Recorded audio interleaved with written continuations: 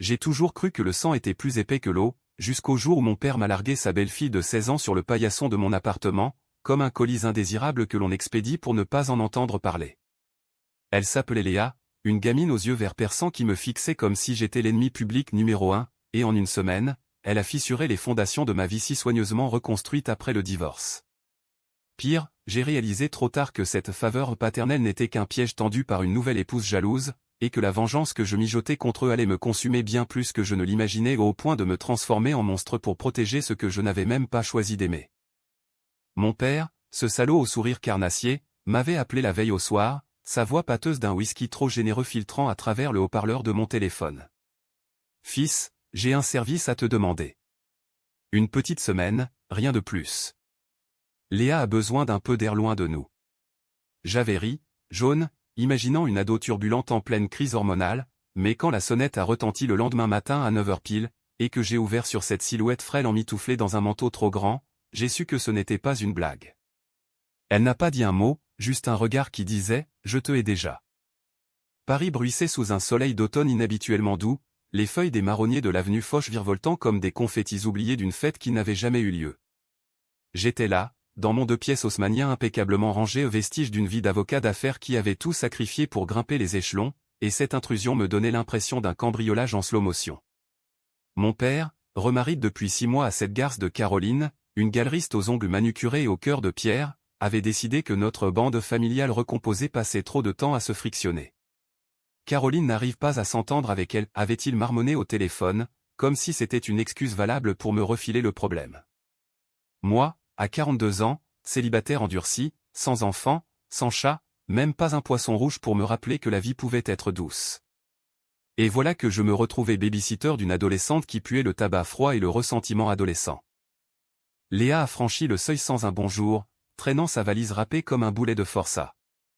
Ses cheveux châtains étaient noués en un chignon négligé, et ses jeans déchirés aux genoux trahissaient une rébellion qui n'avait pas encore trouvé sa cible. Pose ça là, ai-je dit, désignant le salon d'un geste las. Elle a obéi, mais pas avant de balayer la pièce du regard, les étagères remplies de livres de droit, le canapé en cuir italien où j'avais conclu plus d'un marché juteux, la vue sur la scène qui scintillait comme une promesse non tenue. « C'est grand chez toi » a-t-elle murmuré, sa voix rauque d'une maturité forcée. J'ai haussé les épaules. C'est Paris.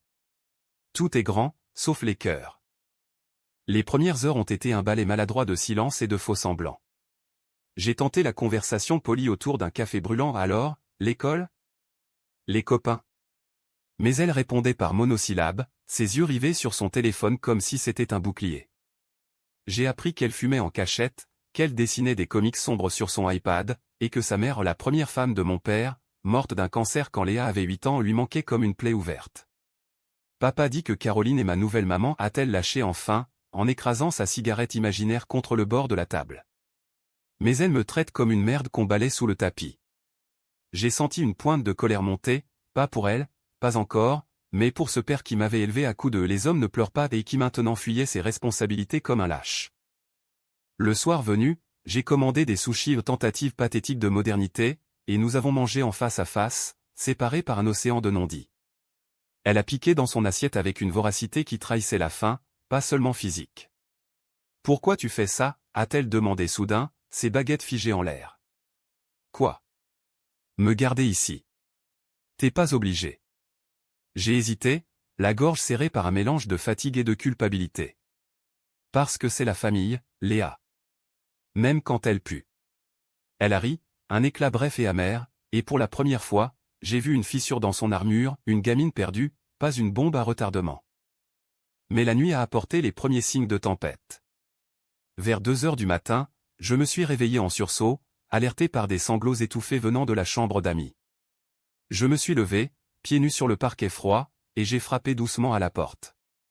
Pas de réponse.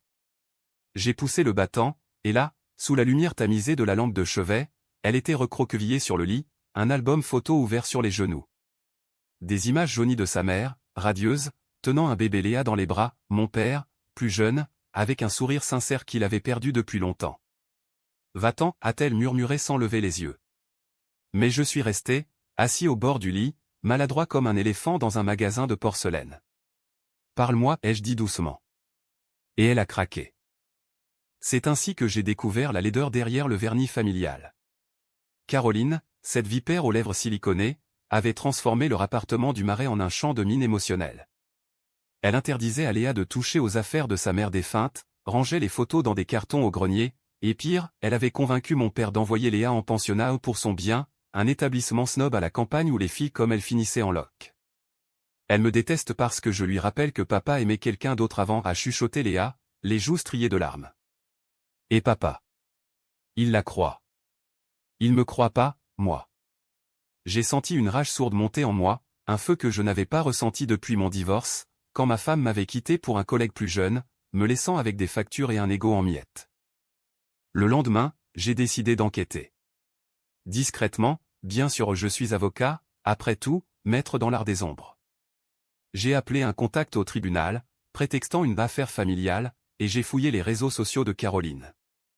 Ce que j'y ai trouvé m'a glacé, des posts larmoyants sur la méchanceté des ados, des stories Instagram où elle se lamentait sur cette charge inattendue que mon père lui imposait. Et pire, un message privé échangé avec une amie, visible parce que l'idiote n'avait pas verrouillé son compte, je vais la virer d'ici, même si je dois inventer une histoire. Paul mon père me mangera dans la main. La vengeance a germé alors, un plan tordu, logique, impitoyable. Pas pour Léa, du moins pas au début. Pour moi, pour ce père qui m'avait abandonné à mes démons après la mort de maman, pour cette famille qui n'avait jamais été qu'un mensonge poli.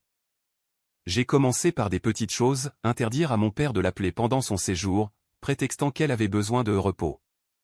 Puis, j'ai emmené Léa à Montmartre, sous prétexte de découvrir Paris. Elle s'est ouverte comme une fleur sous la pluie, on a grimpé les escaliers de la butte, mangé des crêpes sucrées au miel, et elle m'a raconté ses rêves de devenir illustratrice, fuir cette vie étouffante. Pour la première fois depuis des années, j'ai ri vraiment, sentant une chaleur paternelle que je ne me connaissais pas. Mais le soir, seul dans mon bureau, je tissais ma toile. J'ai rédigé un email anonyme à Caroline, via un compte jetable, je sais ce que tu prépares pour la gamine. Les tribunaux adorent les belles filles maltraitées. Bluff, bien sûr, mais suffisant pour la faire douter. La troisième nuit, la tempête a éclaté. Léa a fait une crise hurlant au téléphone avec mon père, accusant Caroline de l'avoir giflé la semaine précédente. J'ai arraché l'appareil, et là, face à face virtuelle, mon père a craqué, c'est compliqué, fils. Caroline est enceinte. La nouvelle m'a frappé comme un uppercut. Un demi-frère ou une sœur en route, et moi, l'éternel outsider. Garde-la une semaine de plus, a-t-il supplié. J'ai raccroché, le cœur battant, et j'ai trouvé Léa prostrée dans la salle de bain, un rasoir à la main, pas pour se taillader, mais pour couper ses cheveux en mèches folles. Je veux plus être elle, a-t-elle gémi. Je l'ai serrée dans mes bras, maladroit, et murmuré, tu es toi, Léa. Et ça suffit. C'est là que la revanche a pris forme. J'ai contacté un privé, un ancien flic reconverti que je connaissais de mes années de plaidoirie. Creuse sur Caroline Duval, Galerie d'Art rue des Francs-Bourgeois. 2 jours plus tard, le rapport est arrivé, dette cachée, un amant régulier à un artiste fauché qu'elle finançait en douce, et surtout, un historique de plainte pour harcèlement sur d'anciennes employées. La vengeance n'était plus une idée vague, c'était une arme affûtée. J'ai imaginé la confronter, la ruiner publiquement, forcer mon père à choisir. Mais en regardant Léa dormir, paisible pour la première fois, j'ai hésité. Était-ce pour elle, ou pour panser mes propres blessures? Le 5e jour, tout a basculé. Caroline a débarqué sans prévenir, talons claquant sur le trottoir comme des coups de feu. Où est ma belle-fille, a-t-elle exigé, son parfum capiteux envahissant l'entrée. Léa s'est figée dans le salon, et j'ai senti la rage bouillir. C'est pas ta belle-fille, ai-je rétorqué, bloquant la porte. C'est la mienne, maintenant. Les mots m'ont échappé, lourds de sens que je n'avais pas anticipé. Caroline a ri, un ricanement strident. Toi? Le raté divorcé qui passe ses nuits sur des sites porno? Tu vas l'élever, peut-être? Comment savait-elle? Un coup d'œil à Léa, elle avait fouillé mon historique, par curiosité ou vengeance juvénile. La trahison piquait, mais face à cette vipère, elle semblait dérisoire. La confrontation a duré 1 heure, un duel de mots acérés sous les yeux terrifiés de Léa. Caroline a sorti l'artillerie lourde, Paul divorce si je pars. Et toi, tu resteras le fils ingrat. J'ai sorti le rapport, page imprimée claquant sur la table comme un verdict. Tes dettes, ton amant, tes plaintes. Un coup de fil au procureur, et ta galerie ferme. Elle a blêmi, mais contre-attaqué, tu bluffes. Pour une gamine qui n'est même pas ta sang? Et là, le déclic, Léa n'était pas sang, mais elle était à moi. La vengeance n'était plus contre mon père, c'était pour elle, pour nous. Quand elle est partie, que entre les jambes, promettant de régler ça avec Paul, j'ai su que la roue tournait. Mon père a appelé le soir, voix brisée, que as-tu fait?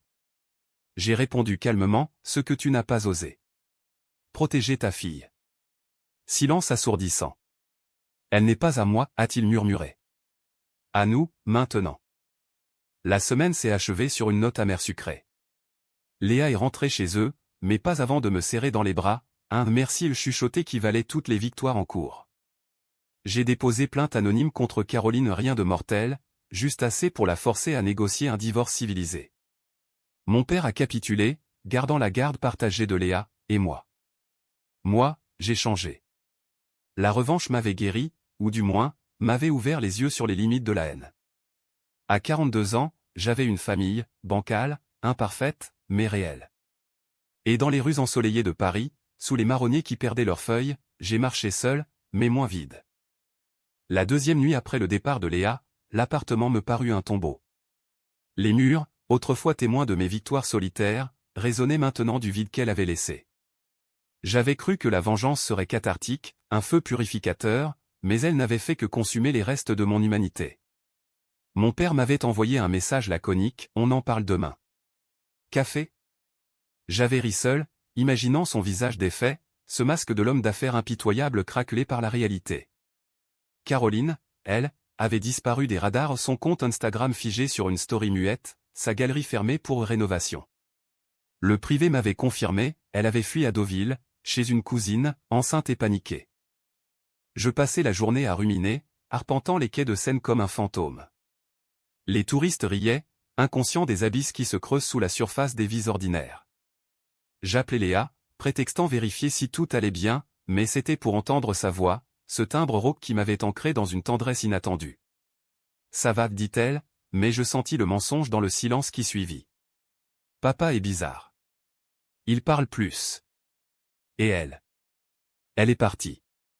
Un soulagement coupable m'envahit. Bizarre comment? Il boit. Et il me regarde comme si j'étais un fantôme. Je serrai le téléphone, imaginant la scène, mon père, seul avec ses regrets, face à cette adolescente qu'il avait négligée. Le café avec lui eut lieu dans un bistrot anonyme du 7e arrondissement, lieu de nos rares conciliabules. Il arriva en retard, cravate de travers, yeux injectés de sang. « Tu as ruiné tout » lança-t-il sans préambule, s'affalant sur la banquette de Moleskine rouge. Je souris, froid. J'ai sauvé ce qui restait à sauver. Il commanda un double expresso, main tremblante. Pour la première fois, je vis l'homme derrière le mythe, un quinquagénaire usé par les ambitions, qui avait épousé Caroline pour combler le vide laissé par la mort de maman, et qui maintenant payait le prix. Elle a avorté, murmura-t-il enfin, voix brisée. À cause de toi. De ton chantage. La nouvelle me frappa comme un coup de poing dans l'estomac. Avorté? Mon plan, si méticuleusement tissé, avait-il franchi la ligne? La culpabilité s'insinua, venimeuse, pendant que je rentrais à pied, le vent automnal fouettant mon visage. Était-ce la revanche que je voulais? Ruiner une vie, peut-être deux? Ce soir-là, je fouillais mes souvenirs, mon père, me battant pour que j'entre à Sciences Po, m'ignorant quand j'ai pleuré la mort de maman. Les hommes avancent, disait-il. Et moi, j'avais avancé, jusqu'à devenir ce miroir déformant de lui. Léa m'appela à minuit, voix paniquée, papa a disparu. Il a laissé un mot, désolé, je ne suis pas à la hauteur. Mon cœur s'arrêta. J'attrapai mes clés, fonçai dans la nuit parisienne, direction leur appartement du Marais. Les rues étaient désertes, l'opéra illuminé comme un joyau froid. J'arrivai essoufflé, Léa ouvrant la porte en larmes. L'appartement puait l'alcool et l'abandon, bouteilles vides sur le tapis persan, photos de famille renversées. Il est parti avec la voiture, sanglota-t-elle. J'appelai les hôpitaux, les flics rien. Puis, un texto, besoin de réfléchir. Ne vous inquiétez pas. Classique de lui, la fuite en avant. Nous passâmes la nuit à veiller, Léa blottie contre moi sur le canapé, son souffle régulier un rappel que la famille, même brisée, se recoue parfois avec du fil de fer barbelé. Le lendemain, la police le trouva, accident mineur sur la 13, direction Normandie. Ivre, bien sûr. Il s'en sortit avec des côtes cassées et une amande salée. À l'hôpital, face à son lit blanc, je lâchai, c'est fini, papa. Léa reste avec moi. Il hocha la tête, épuisé. Prends-la. J'ai merdé. Caroline revint, ombre pâle, pour signer les papiers de divorce. Elle ne me regarda pas, mais je vis dans ses yeux la haine pure, une revanche en miroir de la mienne. Léa emménagea officiellement 2 semaines plus tard. Mon appartement, jadis sanctuaire solitaire, se remplit de chaos joyeux, dessins scotchés au mur, musique rock à fond, disputes sur le dernier yaourt. Mais la psychologie humaine est un labyrinthe tordu, la mienne, surtout. Les nuits, je me réveillais en sueur, hanté par l'avortement fantôme. Était-ce mon œuvre? La culpabilité devint obsession, je consultai un thérapeute, un barbu freudien du 5e, qui disséquait mes motivations comme un cadavre. Vous vengez votre enfance à travers elle, diagnostiqua-t-il. Vrai. Mais Léa, avec sa résilience féroce, me sauvait autant que je la sauvais. Un mois passa, et la revanche s'inversa. Mon père, ruiné par le divorce, me supplia d'aide pour un prêt. Je refusai, froid. Apprends à ramer seul. Il partit pour Lyon, job minable en poche. Caroline? Elle vendit la galerie, disparut en province. Et nous, Léa et moi, apprîmes à naviguer les tempêtes, ces crises d'angoisse, mes doutes paternels. Un soir, autour d'un dîner taille improvisé, elle dit, « T'es pas mon père, mais t'es mieux. » Je ris, les yeux humides. La vengeance avait détruit, mais elle avait aussi créé. Pourtant, le passé n'est jamais enterré proprement en France. Un appel anonyme un soir, « Tu crois que c'est fini ?» Elle prépare sa revanche. Caroline. La boucle se refermait. Les mois suivants furent un équilibre précaire, comme marcher sur une corde raide au-dessus du vide parisien. Léa s'adaptait, inscription au lycée Henri IV, amie aux profils anguleux et tatoués, un petit boulot de serveuse dans un café de Saint-Germain. Moi, je jonglais entre mes plaidoiries voraces et les réunions parents-profs, apprenant à décoder les silences adolescents. « T'es bizarre quand tu souris », me lança-t-elle un matin, beurre de cacahuète sur le menton. Comme si c'était du boulot. Elle avait raison, le bonheur était un muscle atrophié. Mais l'appel anonyme trottait dans ma tête comme une mélodie obsédante. Caroline n'était pas du genre à s'effacer gracieusement. Le privé, toujours fidèle, creusa, elle s'était installée à Nice, gérant une petite agence immobilière sous un nom d'emprunt, mais les dettes la rattrapaient. Elle contacte des avocats spécialisés en garde d'enfants, rapporta Théil. Et elle a engagé un détective pour Léa. La paranoïa s'installa, un brouillard toxique. Je changeai les serrures, installai une caméra à l'entrée, vérifiai le téléphone de Léa, geste que je regrettais aussitôt, quand je découvris ses messages à un garçon, innocent mais intime. Désolé, lui dis-je, la gorge nouée. Elle haussa les épaules. Je sais que tu flippes. Mais c'est elle, le monstre, pas moi. La première attaque vint subtilement, une lettre recommandée du tribunal, signée par Caroline. Demande de visite supervisée pour Léa, prétextant un lien affectif brisé par des mensonges. Mensonges? Les miens, bien sûr. J'embauchai mon meilleur collègue, une requine aux griffes acérées, et nous contre-attaquâmes avec le rapport initial, preuve de maltraitance émotionnelle, témoignage de l'ex-privé. L'audience, dans une salle étouffante du palais de justice, fut un théâtre de masques. Caroline, maquillée à outrance, pleura crocodile, il m'a volé ma famille. Le juge, un vieux renard aux lunettes pincées, nous donna raison aux visites limitées, sous surveillance. Mais la psychologie de la revanche est un serpent qui se mord la queue. Après l'audience, Léa explosa, « Pourquoi tu la détestes autant? C'est à cause de grand-mère, pas vrai ?» Elle avait fouiné dans mes tiroirs, trouvé les lettres jaunies de maman, ses cris d'amour déçus pour un mari absent. La confrontation fut brutale, dans le métro bondé rentrant chez nous. « T'es comme lui. Tu utilises la haine pour te sentir fort. » Ces mots me lacérèrent, plus que n'importe quel verdict. Ce soir-là, je bus seul, whisky pur comme un poison lent, revoyant les scènes, mon père me laissant à l'internat à 10 ans, pour ton bien. Étais-je condamné à répéter le cycle? Léa, dans sa sagesse instinctive, organisa une trêve, un week-end à Versailles, loin de la ville. Les jardins à la française, symétrie impitoyable, mirent nos âmes à nu. Assis sur un banc face au grand canal, elle dessina notre portrait en moi, silhouette raide, elle, courbe rebelle. On est cassé, mais ensemble, on recolle. Je pleurais, pour la première fois depuis des décennies, et lui racontais tout, le divorce, la solitude, la vengeance comme pansement. Elle écouta, sans juger, puis, et si on pardonnait? Pas pour elle, pour nous. Retour à Paris, la contre-revanche frappa. Des photos anonymes arrivèrent par mail, moi, sortant d'un bar tard la nuit, une femme inconnue au bras, rien de compromettant, mais assez pour insinuer l'instabilité. Signé, protéger Léa de cet homme. Caroline. Je ripostai par un article anonyme dans un blog juridique, exposant ses magouilles immobilières. Le net s'enflamma, sa réputation en cendres.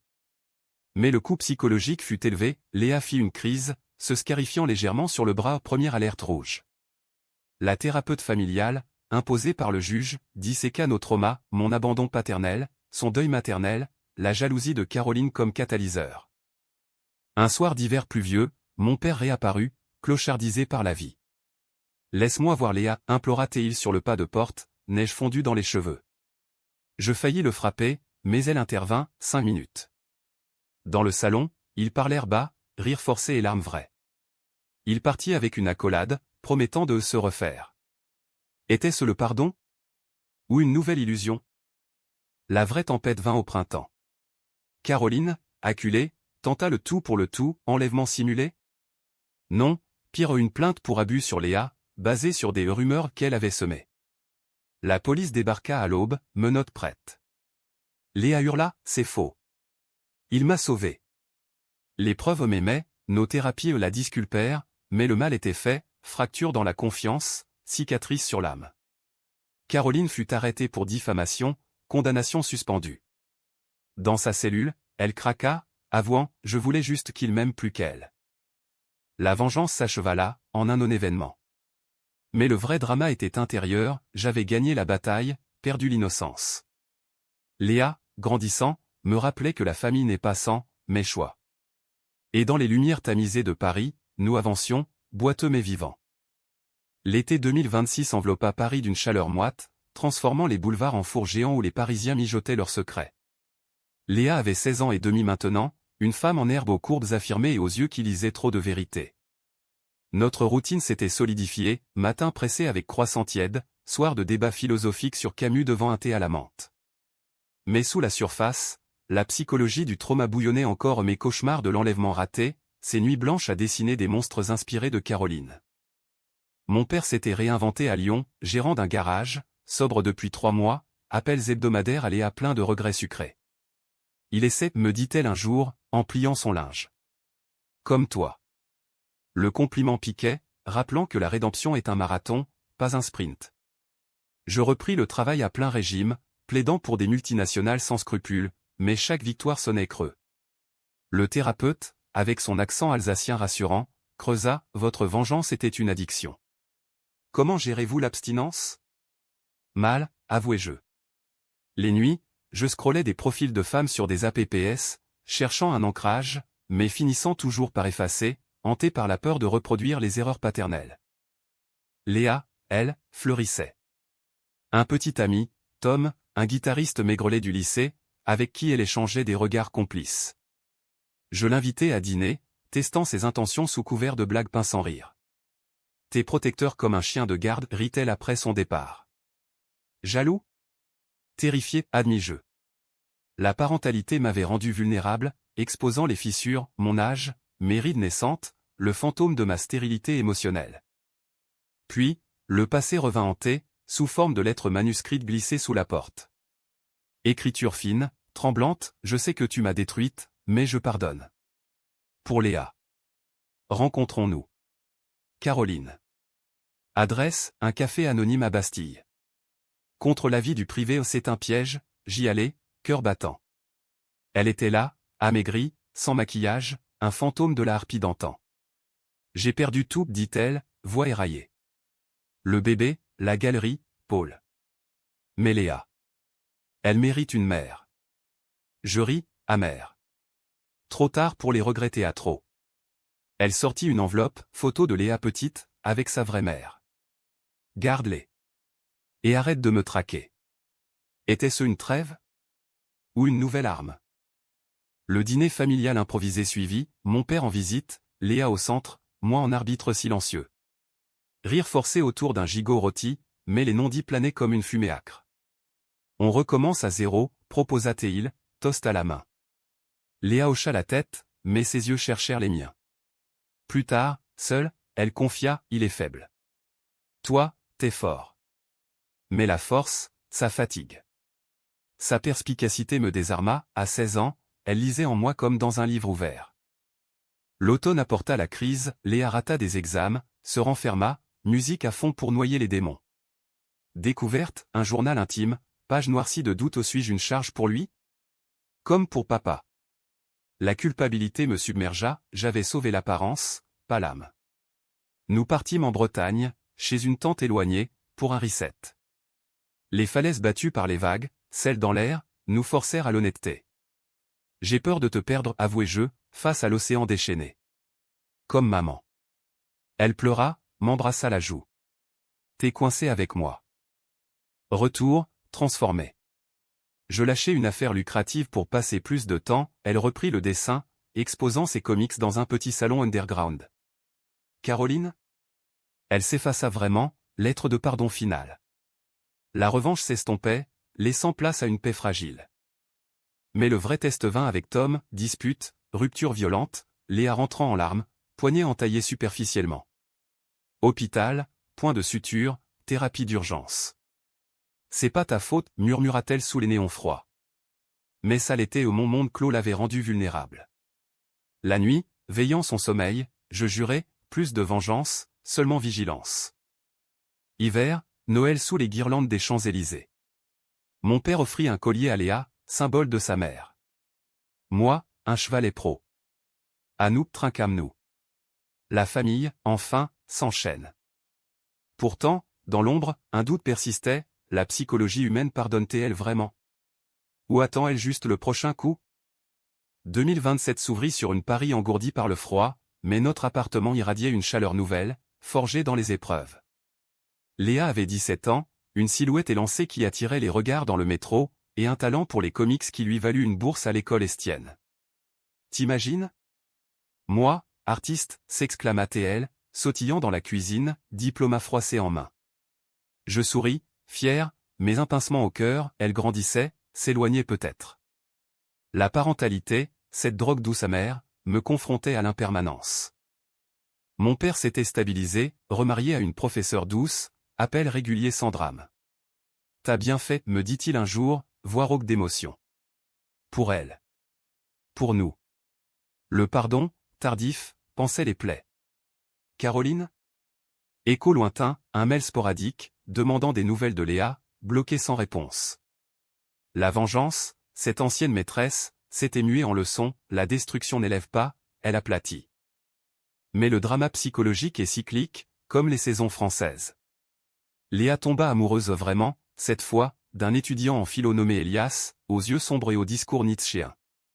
Dîner à 3 devint routine, débats enflammés sur l'existentialisme, rire complice qui me laissait en retrait. T'es jaloux, taquina T.L. un soir, après son départ. Un peu, admis-je. T'es tout pour moi. Elle rougit, m'étreignit. Et toi pour moi. Toujours. La faille apparut subtilement, Elias, sous son vernis intellectuel, cachait une possessivité toxique. Messages incessants, crise de jalousie quand Léa dessinait tard. Je l'observais, silencieux, rappelant Caroline en miniature. Laisse-la respirer, conseillai-je lors d'un aparté tendu au Louvre, devant les toiles de Delacroix. Il ricana, t'es qu'un tonton adoptif. Reste en dehors. La rage familière remonta, mais je la contins, leçon apprise. Au lieu de confronter, je parlais à Léa, l'amour n'étouffe pas. Il libère. Elle nia d'abord, puis craqua après une dispute, bleu au bras, larmes salées. Il dit que je suis à lui. La rupture fut un ouragan, cri dans le salon, Elias virait manu militari, Léa effondrée sur mon épaule. Pourquoi les gens font mal, gémit-elle. Parce qu'ils sont cassés, répondis-je, caressant ses cheveux. Thérapie à nouveau, duo renforcé, elle apprit à tracer des limites, moi à lâcher prise. Elias disparut, mais pas sans une dernière pique, mêle haineux, accusant de vol de fille. Ironie cruelle. Printemps, Léa exposa ses œuvres, une série sur les ombres familiales, portrait tordu de nous tous au moins en armure fissurée, mon père en fantôme repentant, Caroline en serpent écaillé. La galerie bondée, critiques élogieuses. T'es une star, la félicité je, champagne en main. Elle rit, grâce à toi. Mais dans la foule, un visage familier, mon père, seul, fier. Étreinte maladroite, mot tue. La famille, mosaïque imparfaite. L'été apporta la maturité, voyage en Italie, Léa et moi sur les routes sinueuses de Toscane. Vin capiteux, ruines romaines, confession sous les étoiles. J'ai peur de l'avenir, avoua-t-elle à Pise, tour penché comme nos doutes. Moi aussi. Mais on le construit ensemble. Retour, elle choisit Paris pour ses études, refusant une offre londonienne. Ici, c'est chez nous. Automne, crise personnelle, un client véreux me piégea dans un scandale, article dans Le Monde m'accusant de corruption. C'est pas toi, affirma Léa, lisant les mensonges. Soutien inconditionnel, contre-enquête qui blanchit mon nom. La revanche des innocents, plaisanta TL. Mais intérieurement, la peur de la perdre grandit, à 17 ans, elle volait de ses propres ailes. Hiver, révélation, Léa enceinte? Non, fausse alerte pilule oubliée, panique partagée. Pas prête, murmura-t-elle. Moi non plus. Rire nerveux, lien plus fort. Mon père offrit une bague de fiançailles à sa nouvelle femme, nous, un dîner simple, toast à l'avenir. La psychologie avait gagné, de la haine à l'acceptation, pas linéaire, mais réelle. Paris, témoin éternel, scintillé de promesses. Pourtant, un appel final de Caroline, je suis malade. Veux voir Léa une dernière fois. Le cycle recommençait-il? 2028, Paris sous la neige rare, un manteau blanc masquant les cicatrices urbaines. Léa avait 18 ans, majeure, une artiste en pleine effervescence avec sa première commande pour un magazine comics sur la résilience familiale. Notre appartement, désormais un atelier improvisé, bourdonnait de créativité, toiles inachevées, pinceaux dans les verres à vin. Moi, à 44 ans, je ralentissais, cabinet partagé, plus de temps pour les balades au Luxembourg, observant les enfants que je n'avais pas eus biologiquement, mais aimés férocement. L'appel de Caroline arriva comme un fantôme hivernal, voix faible, hachée par la toux. Cancer. Stade 4. J'ai 6 mois. Silence assourdissant. Léa, informée, pâlit, elle m'a fait du mal, mais... C'est humain. Le dilemme nous rongeait, pardon ou justice finale. Nous consultâmes le thérapeute, la closure n'est pas obligation. C'est choix. Léa choisit la rencontre, moi l'escorte. L'hôpital Saint-Louis, odeur d'antiseptique et de finitude. Caroline, chauve sous le turban, squelettique, nous sourit faiblement. Tu as grandi belle, murmura-t-elle à Léa, main tendue. Pas d'excuses théâtrales, juste des souvenirs, j'étais jalouse de ton fantôme de mère. Stupide. Léa pleura, serra la main. Adieu. Dehors, sous la neige, elle se tourna vers moi, c'est fini. Vraiment. La vengeance, cette chaîne rouillée, se brisa enfin. Mon père, alerté, vint pour l'enterrement au petit, discret, à Père-Lachaise. Elle méritait mieux, dit-il, fleur à la main. Accord tacite, nous avions tous merdé, mais survécu. Léa posa une pierre sur la tombe anonyme, pour la paix. Le printemps fleurit nos vies, Léa lança son premier album, dédicacé à mon père de cœur. Succès modeste, mais suffisant pour des signatures au salon du livre. Moi, je trouvais l'amour tardif, avec une éditrice au rire contagieux, qui accepta notre duo bancal. Dîner à 4, maladroit mais vrai. Été, road trip en Provence, champ de lavande, marché coloré, Léa au volant pour la première fois. Libre, s'exclama-t-elle, vent dans les cheveux. Moi, passager, je lâchais prise, plus de plans tordus, juste le flux. Automne, Léa partit pour un stage à Berlin, valise pleine de rêves. Aéroport, étreinte, revient souvent. Toujours. Ville temporaire, mais pas solitude. Mon père visita, nous parlâmes enfin, enfance, regret, amour inavoué. T'es un bon père, dit-il. Larmes, catharsis. Hiver, Noël 2028, table dressée, rire, cadeau modeste. Léa revint, enrichie, avec des histoires d'Europe. La vie est drama, mais on choisit la fin heureuse. La revanche, ce poison initial, s'est émué en force. Dans les rues enneigées de Paris, sous les lumières des marronniers, nous marchions en famille recomposée, cicatrices honorées. L'humain, à ses limites, renaît plus fort.